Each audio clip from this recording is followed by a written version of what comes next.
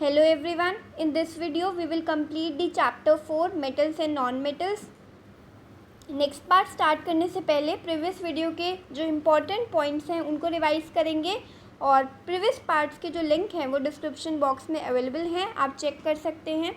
सबसे पहले जो प्रीवियस पॉइंट ये है कि हमने देखा था कि जितने भी मेटल के ऑक्साइड होते हैं वो सब बेसिक नेचर के होते हैं। मेटल के ऑक्साइड यानी कि जब मेटल और ऑक्सीजन रिएक्ट करते हैं तब मेटल ऑक्साइड बनते हैं, जैसे कि सोडियम और ऑक्सीजन रिएक्ट किया तो सोडियम ऑक्साइड बने। तो ऐसे जो होते हैं ऑक्साइड ये सब बेसिक नेचर के होते हैं, जबकि नॉन मेटल के जो भी ऑक्साइड होंगे वो सब एसिडिक नेचर के होंगे। जैसे कि सल्फ़र और ऑक्सीजन का हमने प्रीवियस वीडियो में रिएक्शन देखा था, तो सल्फ़र डाइऑक्साइड गैस मिली थी हमें, वो भी एसिडिक नेचर की थी। और फिर हम बात करते हैं अगली रिएक्शंस की। जैसे मैंने पहले बताया, मेटल प्लस ऑक्सीजन रिएक्ट किया, मेटल ऑक्साइड बनाया। जैसे कि मैग्नीशियम और ऑक्सीजन रिएक्ट किए तो मैग्नीशियम ऑक्साइड बना दिया। मेटल वाटर के साथ भी रिएक्ट करते हैं और बनाते हैं मेटल हाइड्रोक्साइड। हाइड्रोक्साइड का मतलब क्या है? हाइड्रोजन वाला ऑक्साइड। जैसे कि सोडियम वाटर के साथ रिएक्ट करा तो बनाया सोडियम हाइड्रोक्साइड। जितने भी नॉन मेटल्स होते हैं वो ऑक्सीजन के साथ नॉन मेटल ऑक्साइड बनाते हैं। जैसे कि कार्बन एक नॉन मेटल है, ऑक्सीजन के साथ रिएक्ट करेगा तो कार्बन डाइऑक्साइड बनाएगा, या फिर सल्फ़र ऑक्सीजन के साथ रिएक्ट करेगा तो सल्फ़र डाइऑक्साइड बनाएगा। नॉन मेटल्स जनरली वाटर के साथ कोई भी रिएक्शन शो नहीं करते। अभी हम लिटमस पेपर की बात करते हैं, जो जनरली कन्फ्यूजिंग होता है। जो रेड लिटमस पेपर होता है, अगर आप उसको एसिड में डिप करोगे तो वो रेड ही रहेगा, उसका कलर कुछ चेंज नहीं होगा।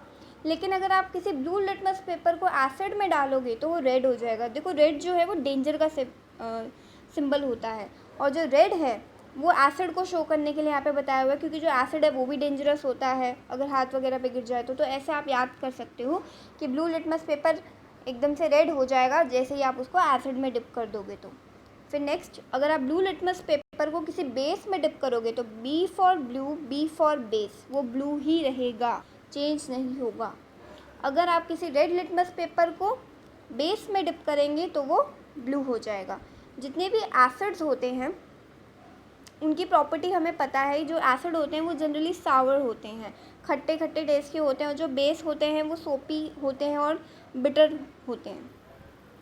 जो मेटल की प्रॉपर्टीज़ है वो ये है: malleability, ductility, lustrous, good conductor of heat and electricity, sonorous and hard. Malleability का मतलब होता है कि आप मेटल को थिन शीट्स में ड्रॉ कर सकते हो। डक्टिलिटी का मतलब है आप इसकी पतली पतली वायर्स बना सकते हैं, जैसे कॉपर की वायर्स हमने देखी हैं। लस्ट्रस का मतलब होता है जैसे कि shiny appearance. Good conductor of heat and electricity, जितने भी मेटल्स होते हैं वो हीट और इलेक्ट्रिसिटी को कंडक्ट करते हैं। अगर आपको ये चीज़ नहीं समझ में आ रही है तो आप प्रीवियस वीडियोस देख सकते हैं, डिस्क्रिप्शन बॉक्स में लिंक है। सोनोरस, जब भी आप किसी मेटल की बेल को हिट करते हैं तो आपको रिंगिंग साउंड आती है, वो दिखाता है कि वो सोनोरस है। हार्ड, जितने भी मेटल्स होते हैं जनरली वो हार्ड होते हैं। एक्सेप्शंस हमने देख ली थी सोडियम और पोटाशियम की, जिनको नाइफ से आराम से कट किया जा सकता है। और जितने भी मेटल्स होते हैं वो सॉलिड होते हैं। बस एक मरकरी ही एक ऐसा है जो कि एक मेटल है, लेकिन वो रूम टेम्परेचर पर भी लिक्विड फॉर्म में एग्जिस्ट करता है। अब जो आगे हम पढ़ेंगे उसमें हम देखेंगे कि कैसे मेटल और एसिड आपस में रिएक्ट करते हैं और बना देते हैं सॉल्ट और हाइड्रोजन गैस। जब सॉल्ट बनता है तो उसके साथ हाइड्रोजन गैस रिलीज़ होती है। हाइड्रोजन गैस रिलीज़ हुई है नहीं हुई है ये कैसे पता चलेगा? तो इसमें आपको एक पॉप साउंड आएगी। अब वो क्या है पॉप साउंड का मतलब, अभी हम आगे देखते हैं। तो हमें पढ़ना था रिएक्शन विद एसिड से। Let us see how metals and non metals behave with acids. फिर activity 4.6, take samples of metals and non metals listed in table 4.5 in separate test tubes and label them as A, B, C, D, E and F। आपको जितने भी metal and non metal के sample लेने हैं वो इस table में दे रखे हैं। आपको टेस्ट ट्यूब पे लेबल लगा देना है। यहाँ पे A, B, C, D, E, F लिखा है, और A में आपको मैग्नीशियम रखना है तो आप उसकी जगह पे मैग्नीशियम का एक कुछ भी सैम्पल जैसे कि रिबन ले सकते हैं। B में एल्यूमिनियम, C में आयरन फिलिंग्स, D में कॉपर, E में चारकोल और F में सल्फ़र का पाउडर, जो हमने पहली वीडियो में भी देखा था, येलो कलर का पाउडर होता है। With the help of a dropper, add 5 ml of dilute hydrochloric acid to each test tubes one by one. हर एक टेस्ट ट्यूब में एक एक करके हमें ड्रॉपर की हेल्प से 5 ml डाइल्यूट हाइड्रोक्लोरिक एसिड डालना है. Observe the reactions carefully. Reactions को ध्यान से देखना है. If no reaction occurs in a cold solution. कभी कभी क्या होता है, जब भी हम किसी रिएक्शन को कैरी आउट कर रहे होते हैं, अगर वो ठंडे पानी में नहीं हो रही होती है, अगर उस रिएक्शन को कोई पर्टिकुलर हाई टेम्परेचर चाहिए, तो हमें उस रिएक्शन के लिए टेस्ट ट्यूब में जो भी वाटर है या जो भी सॉल्यूशन है उसको हीट करना पड़ता है. तो यहाँ पर हो सकता है कि वो कोल्ड वाटर में नहीं हो रहा हो, तो आपको टेस्ट ट्यूब को जेंटली वार्म करना है. Bring a burning match sticks near the mouth of each test tube. ये आपको करना नहीं है, ये सिर्फ एक डिस्क्रिप्शन है कि आपको क्या करना है. जलती हुई माचिस को हर टेस्ट ट्यूब के माउथ के पास लेकर आना है. Repeat the same activity using dilute sulphuric acid instead of the dilute hydrochloric acid. अब यहाँ पे डाइल्यूट का मतलब क्या होता है? डाइल्यूट का मतलब होता है कि जो एसिड है उसमें जो एसिड वाला कंटेंट है वो बहुत कम है और जो वाटर वाला कंटेंट है वो ज़्यादा है. जनरली स्कूल्स में जितने भी एसिड्स वगैरह होते हैं वो डाइल्यूट ही होते हैं बच्चों की सेफ्टी के लिए. ऐसे ही डाइल्यूट सल्फ्यूरिक एसिड है और डाइल्यूट हाइड्रोक्लोरिक एसिड है. और अपनी ऑब्जर्वेशंस को अपने टेबल 4.5 में अच्छे से नोट कर लेना है. Is there is a difference in the way metals and non metals react with acid. क्या कोई डिफरेंस है जिसमें मेटल्स और नॉन मेटल्स एसिड के साथ रिएक्ट करते हैं? What could the pop sound in some cases be due to when a burning matchstick is brought near the mouth of the test tube.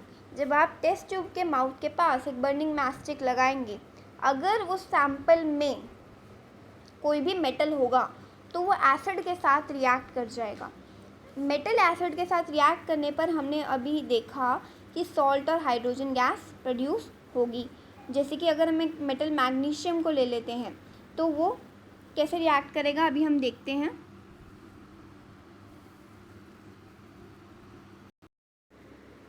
तो अगर किसी भी रिएक्शन में एक मेटल इन्वॉल्व है जैसे कि मैग्नीशियम, वो HCl के साथ यानी कि एसिड के साथ रिएक्ट करेगा तो वो एक सॉल्ट बनाएगा MgCl2. MgCl2 यहाँ पे एक सॉल्ट है, मैग्नीशियम क्लोराइड का salt, plus hydrogen gas release होगी.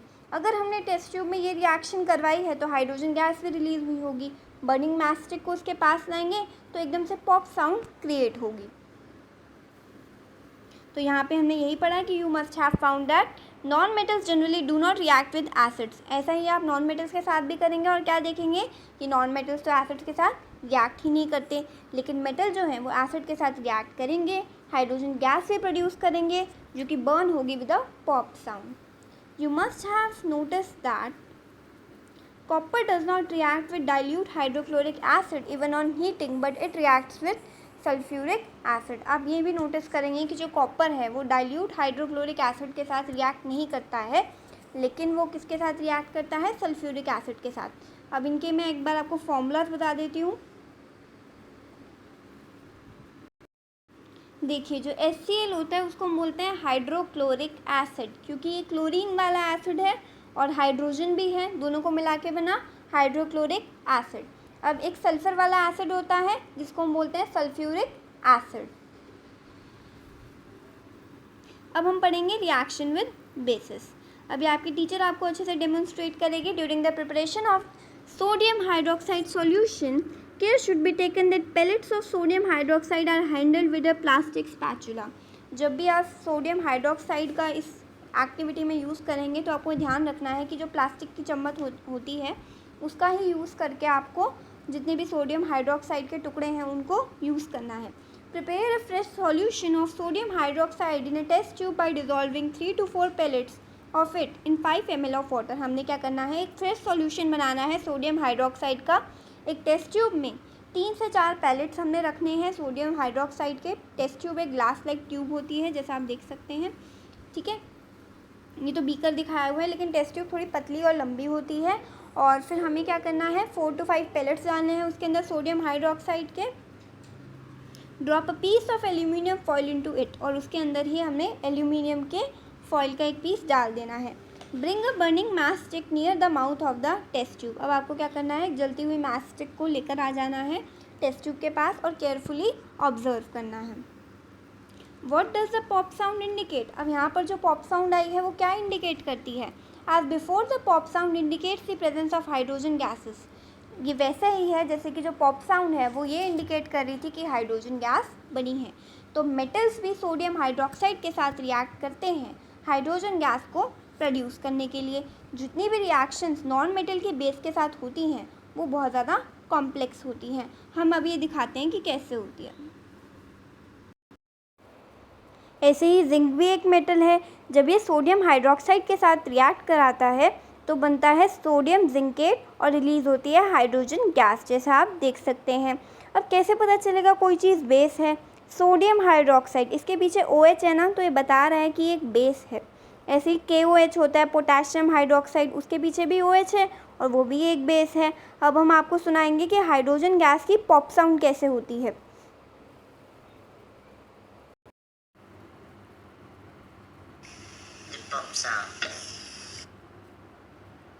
एग्जैक्टली ऐसी ही वॉइस आती है जैसे ही हाइड्रोजन गैस रिलीज होती है।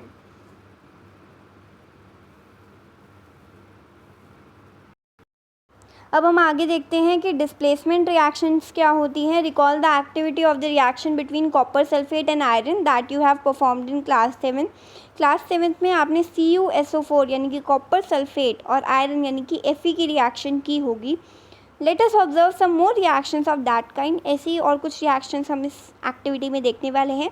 Take 500 ml beakers and label them A, B, C, D and E। 500 ml के 5 बीकर लेने हैं, A, B, C, D उनको हमें लेबल कर देना है।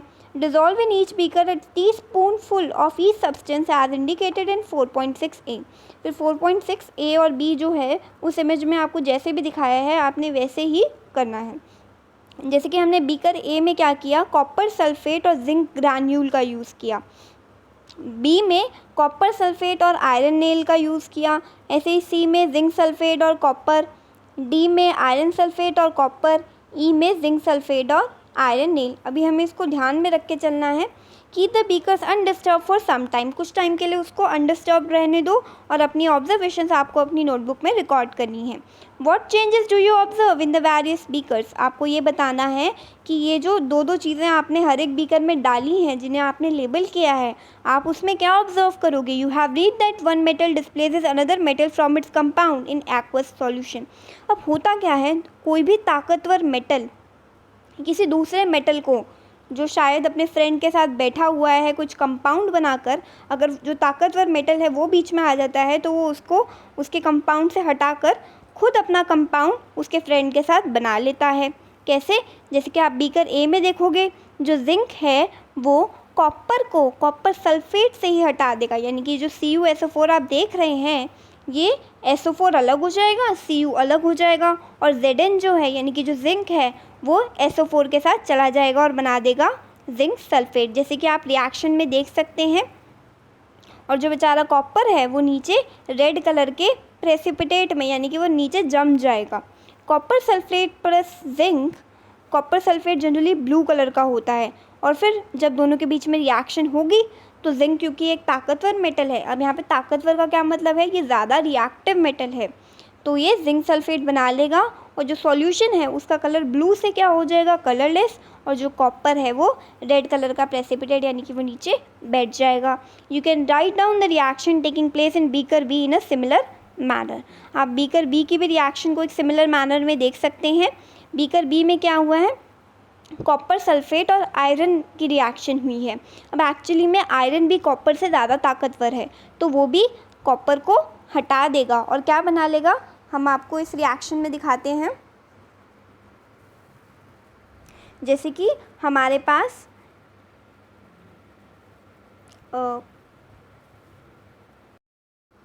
ऐसे आप रिएक्शन देख सकते हैं कि कैसे कॉपर सल्फेट आयरन के साथ रिएक्ट करा, उससे बना लिया अपना आयरन सल्फेट और कॉपर को अकेला छोड़ दिया। अब पहेली कहती है I have understood the reaction taking place in beaker A and beaker B but I am still confuse why there is no change in beaker C, D and E। वो कहती है कि मुझे ये नहीं समझ में आया कि बीकर C, D और E में क्या होगा। देखो डिस्प्लेस करने का मतलब होता है हटा देना, और हटा वही सकता है जो कि बहुत ज़्यादा रिएक्टिव मेटल है, बहुत ज़्यादा ताकतवर मेटल है। There could have been displacement of zinc by copper in beaker C and by iron in beaker E. Similarly, iron could be displaced by copper in beaker D. ऐसे आप अलग अलग beakers में हम देख सकते हैं कि बीकर सी को देखो, जिंक सल्फेट है और कॉपर है। अब जो जिंक है वो तो ज़्यादा रिएक्टिव है कॉपर से, तो क्या कॉपर जिंक को हटा पाएगा? नहीं हटा पाएगा। आयरन सल्फेट और कॉपर ले लो, वो भी उसको नहीं हटा पाएगा। आयरन सल्फेट वैसे का वैसा बना रहेगा। जिंक सल्फेट और आयरन नेल को हम लेंगे। अब जिंक ज़्यादा रिएक्टिव है या आयरन ज़्यादा रिएक्टिव है? तो एक्चुअली में जिंक ज़्यादा रिएक्टिव होगा, इसमें भी आयरन कुछ नहीं कर पाएगा। तो CDE में आपको क्या डिस्प्लेसमेंट रिएक्शन शो होंगी, वो आपको यहाँ पर पता करना है। Since we do not see any change in beaker C, we can infer that copper is not able to replace zinc from zinc sulfate, कि जो कॉपर है वो जिंक को नहीं हटा पाया जिंक सल्फेट से। But why? when zinc can replace copper in beaker A, अगर जिंक कॉपर को हटाकर बीकर ए में अपनी रिएक्शन शो कर सकता है, तो कॉपर जिंक को क्यों नहीं हटा सकता? Remember that science is not arbitrary. आप साइंस में कुछ भी नहीं कर सकते हो। It follows definite rules based on facts. Science के अपने रूल्स होते हैं। एंड द रूल हेयर, और यहाँ पर जो रूल है वो ये है कि जिंक जो है वो ज़्यादा रिएक्टिव है कॉपर और आयरन से। जिंक जो है वो ज़्यादा ताकतवर है। A more reactive metal can replace a less reactive metal. बहुत इंपॉर्टेंट लाइन है कि जो भी मेटल ज़्यादा रिएक्टिव होगा वो अपने से कम रिएक्टिव मेटल को हटा देगा, यानी कि कमज़ोर मेटल को हटा देगा। Now you can understand why there are no displacement reaction in beaker D and E also. अब आपको समझ में आया कि सी, डी और ई बीकर में कुछ रिएक्शन नहीं हुई, क्योंकि जो भी कंपाउंड था वो पहले से ही एक ज़्यादा ताकतवर मेटल के साथ बना हुआ था। अगर कम ताकतवर मेटल आएगा तो वो कुछ भी नहीं कर पाएगा। Can you guess the sequence of metal from more reactive to less reactive among zinc, iron and copper? तो हम देखेंगे कि जो जिंक है वो सबसे ज़्यादा रिएक्टिव है, उसके बाद आयरन, और फिर कॉपर जो है वो लीस्ट रिएक्टिव होता है। अब हम बात करते हैं कि मेटल्स एंड नॉन मेटल्स के क्या क्या यूजेस हो सकते हैं। आपको पता है कि मेटल को machinery, automobile, aeroplane, train, satellite, industrial gadgets, cooking utensils, water boilers, ये सब बनाने में यूज़ किया जा सकता है। You are also familiar with the uses of non metals. आपको नॉन मेटल के भी यूजेस पता है। क्या आपको अच्छे से पता है? इस लिस्ट में हम अच्छे से पता करते हैं। अब आपको कुछ गेस करने हैं, आपको कुछ पॉइंट्स दे रखे हैं। Non metal essential for our life which all living beings inhale during breathing. एक ऐसा नॉन मेटल जो हमारी लाइफ के लिए बहुत ज़रूरी है, जो हम सब लिविंग बींग्स जो हैं उसी के थ्रू सांस को अंदर लेते हैं ब्रीदिंग के टाइम पर।